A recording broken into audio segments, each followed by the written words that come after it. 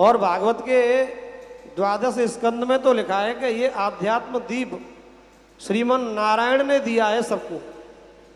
भागवत के इकलौते वक्ता केवल श्रीमन नारायण भगवान है और दूसरा कोई नहीं, क्योंकि नारायण भगवान ने सर्वप्रथम ये जो भागवत का जो आध्यात्म जो दीप है ये ब्रह्मा जी को दिया, और ब्रह्मा जी में ही नारायण ने प्रविष्ट होकर के वही ब्रह्मा का रूप नारायण भगवान ने लेके नारद जी को दिया, और नारद जी के अंदर ही नारायण ही प्रविष्ट कर गए।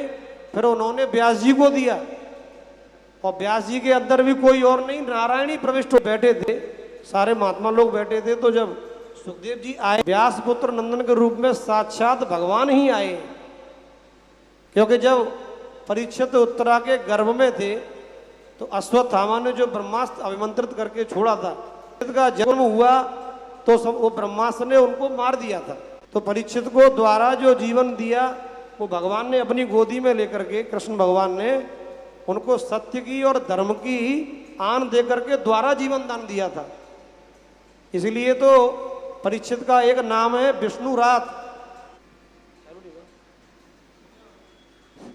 तो विष्णुना दत्त रात विष्णु रात, तो भगवान के द्वारा उनको जन्म द्वारा मिला, इसलिए उनका नाम विष्णु रात रखा गया।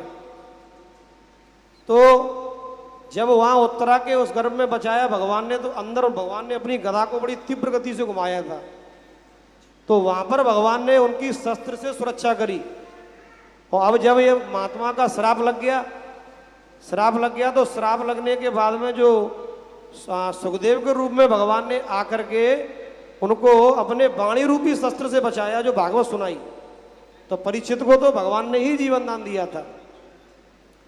और ये वृंदावन की भूमि देखो, ज्ञान की भूमि है हरिद्वार, और ऐश्वर्य की भूमि है द्वारका, और वैराग्य की भूमि है अयोध्या, और मुक्ति की भूमि है काशी। काशी में भोलेनाथ मुक्ति लौटा रहे हैं।